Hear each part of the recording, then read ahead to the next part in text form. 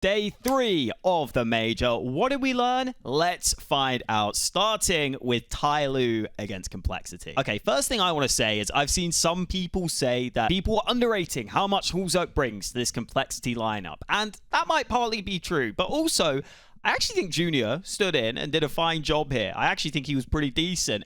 And I think some of the stuff we're seeing from Complexity, considering they practiced with Junior for 3 weeks, I don't think it comes down to just not having Hawka. I just think it's not good enough. I'm going to say it. Starting with this round here, like, I don't know how on earth Jamyoung gets this entry kill on JT, on Banana.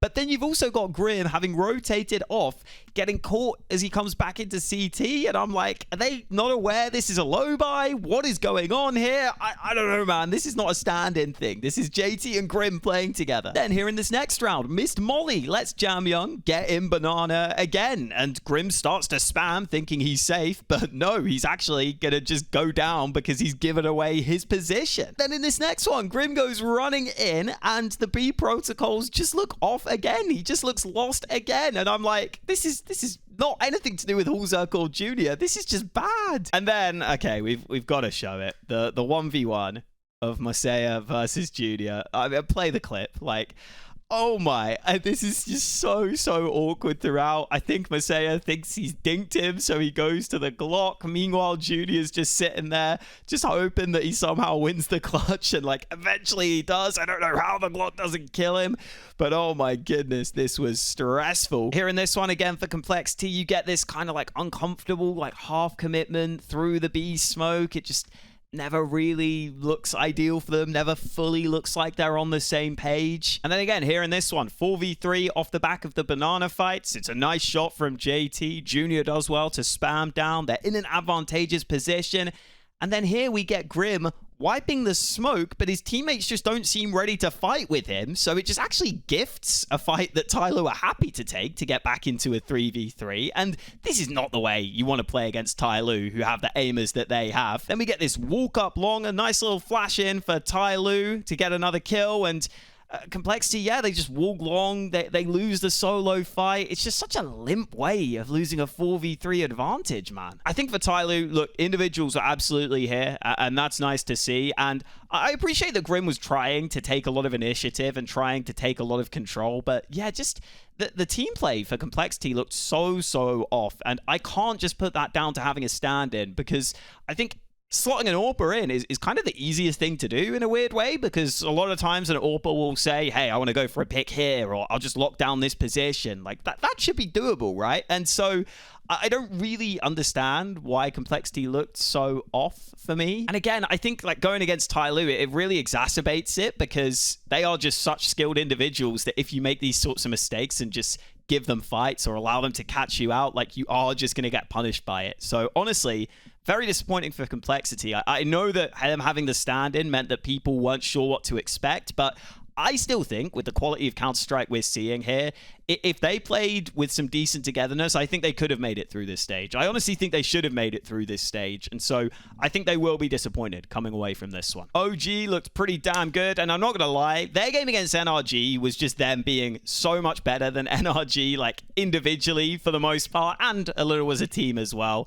But I figured there wasn't that much interesting to break down, so I look back at their game against Bait instead. You can see here in this one, they have some nice slow pace. Crizzen gets caught at mid, but he realizes that if Bait have seen no one at mid, actually maybe they can just pop out through A and have this rotation from Bait, because it's kind of fake information for Bait, right? They've just peeked mid, they've seen nothing. They're going to assume that it's likely not an A play. So it's a nice little smart A take, a sick wallbang from Buzz as well to get this site. I do think they were less comfortable going quickly. Like here in this round, they don't really have the CT smoke. The timings are a bit awkward. And honestly, throughout this first half, they just got picked apart by Bait's aggression a lot, which I think is going to happen to a lot of teams. I didn't really hold that against them too much. And by the way, NicoDoll's still able to make this one close. Like, get this guy in a post plant, and apparently he can just do anything. Like, the fact he nearly wins this is wild. And in this one against Bait, they lost both pistols and conversions. That first half, they were just getting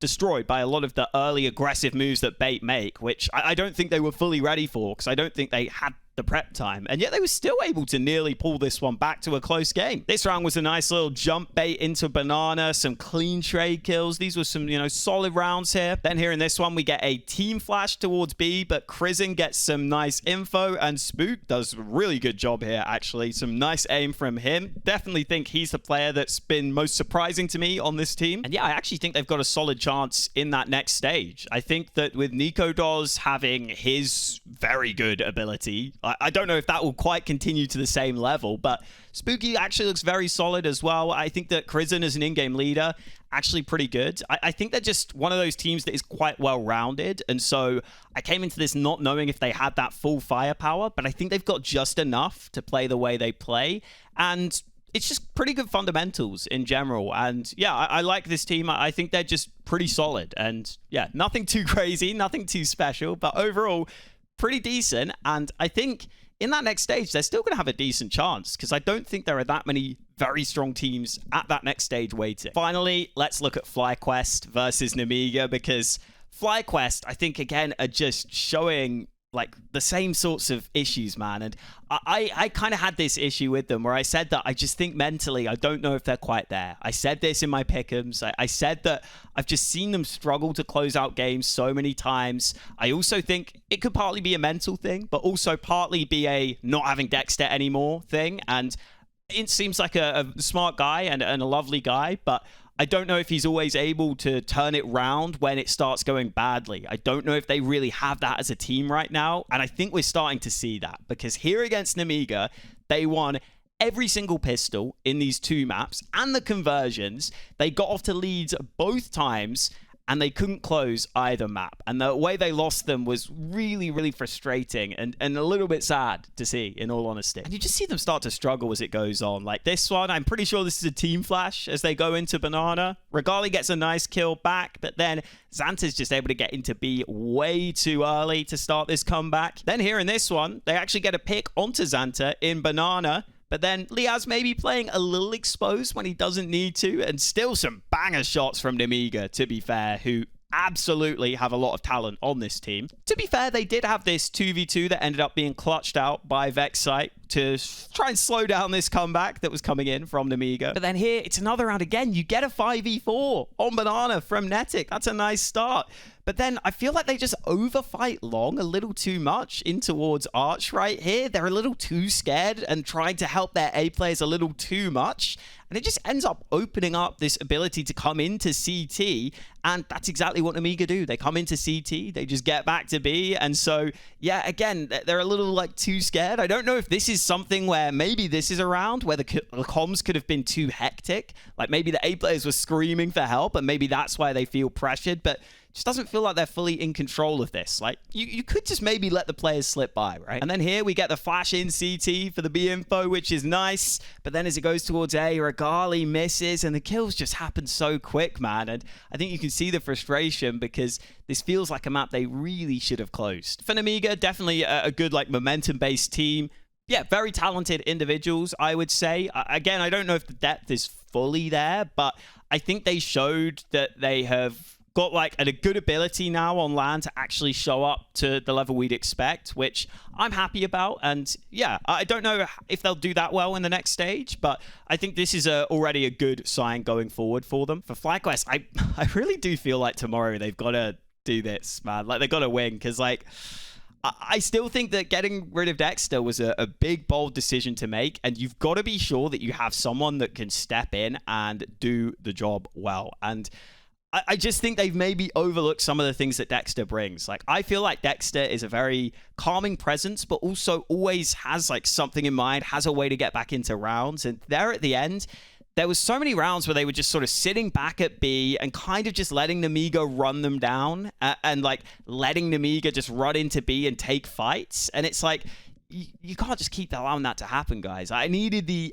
adaptation. I needed the adjustment sooner. And also, I would kind of want to see some of the individuals maybe just like themselves come through with some ideas at those moments too. I will say that. And it's also such a shame because Netic has actually been really good coming into this team. Like in terms of raw mechanics, in terms of raw ability, you can actually see this guy has got quite a lot.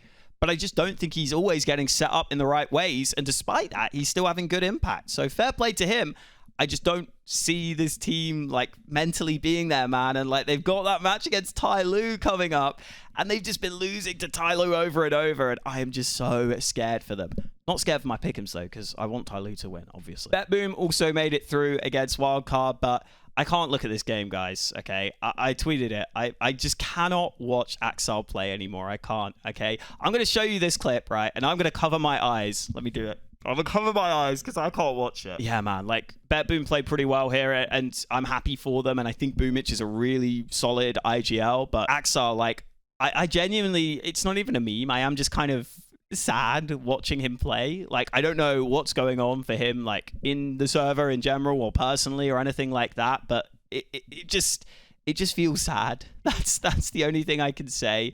He had a couple of rounds towards the end where he had a bit of impact, and that was nice. But yeah, overall, outside of him, I like this team. But yeah, I want to see more from Axel. I think that's fair to say. That's all for today. Thank you guys for watching, and I'll catch you next time.